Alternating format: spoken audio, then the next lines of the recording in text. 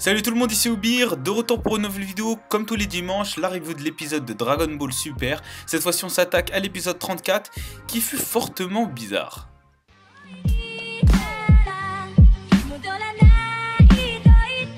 Donc c'est parti pour la review, hein, on perd pas de temps. Cliquez juste en haut à gauche pour voir la dernière review si vous voulez vous remettre dans le bain, remettre dans l'analyse, hein, et aussi comparer si vous voulez.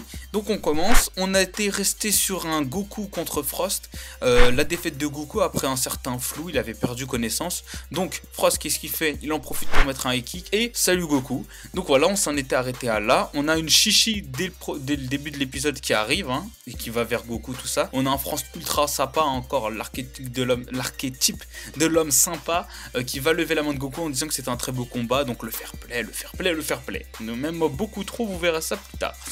Donc voilà, on a Champa, déjà une très bonne scène avec Champa qui full sum à Beerus. Alors t'es énervé? Donc ça c'était vraiment super sympa, c'était vraiment marrant.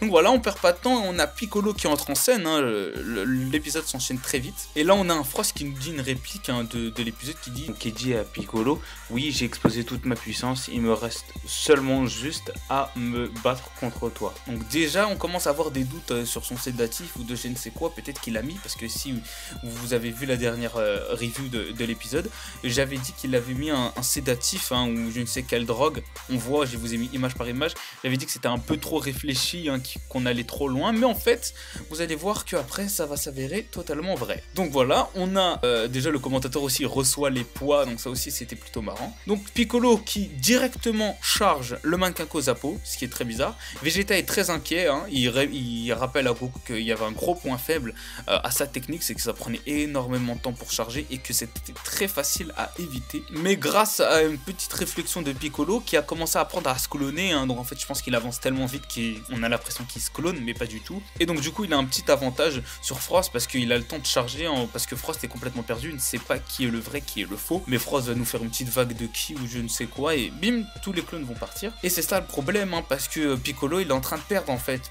Frost prend le dessus et on arrive à un moment où Frost arrive à mettre un coup à Piccolo et Piccolo donc enlève le chargement du Manko Zappo, hein, parce qu'il a pris un coup, vous voyez. Et en fait, pas du tout. Piccolo, on a su juste après qu'il avait tout prévu juste pour pouvoir l'attraper en mode Gumu Gumu no grappin de la part de Piccolo. Il attrape Frost comme ceci et Frost lui dit: ouais, depuis tout à l'heure tu fais exprès juste pour être dans cette situation. Et on voit un petit bout de lèvre qui dit: eh, t'inquiète, c'est ça que je voulais faire. Mais le problème c'est que Frost lance son petit pic sur le bras. Et là on voit distinctement le petit pic, il y a même le petit bruitage. Donc c'est sûr qu'il a interféré dans le combat avec une petite arme. Et dans l'épisode précédent, ce que je n'avais pas vu, c'est que Jaco, le patrouilleur galactique Jaco, il l'avait vu ça, il l'avait vu, et là il le revoit. On a un Piccolo qui commence à s'évanouir, et Frost arrive et lui met un coup de paume bizarre. Au revoir Piccolo, malheureusement. Et c'est la deuxième fois que ça arrive, c'est vraiment très chiant. Piccolo éliminé. Et là, à notre grande surprise, on a Jaco qui vient et qui dit à l'arbitre: oui, je condamne la tricherie, allez vérifier son bras. L'arbitre s'exécute et il s'aperçoit qu'il y a un petit pic, il le touche, l'arbitre s'évanouit et donc on voit qu'il a triché malheureusement. Et on a un Vados qui vient nous dire que en fait c'est normal, c'est tout à fait normal. En fait c'est la vraie nature de la race de Freezer, tout simplement. Et juste avant en fait on avait un Kaby qui nous dit: ouais, comment ça se fait que vous l'accusez de triche, lui qui a sauvé la planète Mayone des pirates galactiques ou je ne sais quoi. Et donc du coup on a un Vados qui nous dit: mais c'est sa nature totalement, hein. À votre avis, qui était à la tête des pirates de Mayone qui ont attaqué la planète Mayone? C'est bien Frost. Donc voilà, aucun Freezer n'est gentil dans tous les univers carrément. Donc en fait le but de Frost c'est de simplement commencer les guerres, commencer les conflits pour ensuite faire le héros et lui-même les résoudre parce que c'est lui-même qui les a créés. En tout cas il fait exactement la même chose que Freezer mais version dissimulée, version gentille. Et franchement sachant pas, il a pas du tout apprécié, ainsi que tout le monde, surtout Vegeta, hein, il a très peu apprécié. Et donc là on a Champa ultra énervé qui veut le détruire, qui veut le tuer en disant: oui, tu m'as humilié devant tant de gens, devant deux univers, je vais te tuer.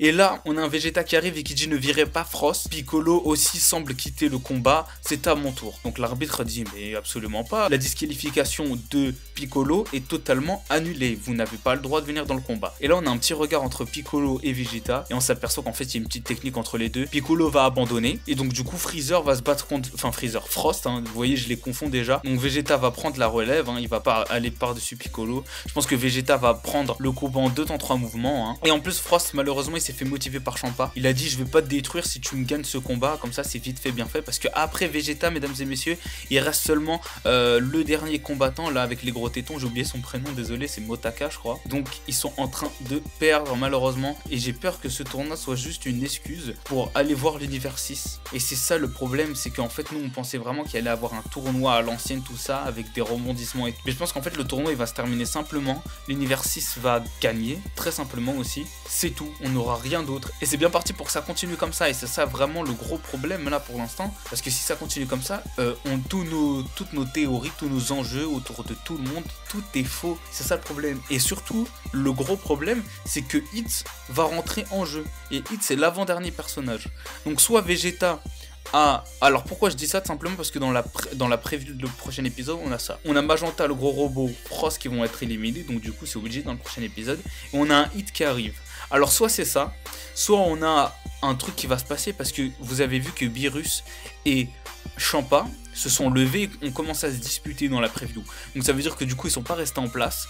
Et je pense que s'il y a un combat en train de se dérouler, hein, il n'y aurait pas une élévation des deux personnages, hein. Ils ne seraient pas venus face à face. Donc soit il y a quelque chose qui va arriver qui va arrêter le tournoi tout simplement, soit tous les combats seront finis, ce que je ne pense absolument pas en épisode. Il y aura un problème, il y aura quelque chose et j'espère fortement que ce soit ça, parce que si ça continue comme on est parti, l'univers 6 va gagner et cet arc ce sera juste une excuse pour continuer vers l'univers 6 et ce serait franchement, c'est bien ok pour parcourir l'univers 6, mais si c'est pour nous avoir teasé, nous avoir hypé en oui il y a un tournoi entre univers, ça va être bien, regardez, il ressemble comme Freezer et lui il ressemble comme...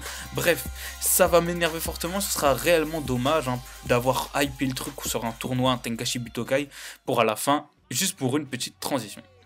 Donc voilà, j'espère que cette review vous a plu, c'était Obir, merci d'avoir regardé en tout cas, vous pouvez partager, commenter, c'est le plus important, donnez vos avis, hein, très simplement. Pour voir des épisodes de qualité, allez sur une page Facebook que je vous conseille, je mettrai le lien dans la description, et surtout abonnez-vous pour plus de vidéos. C'était Obir, over.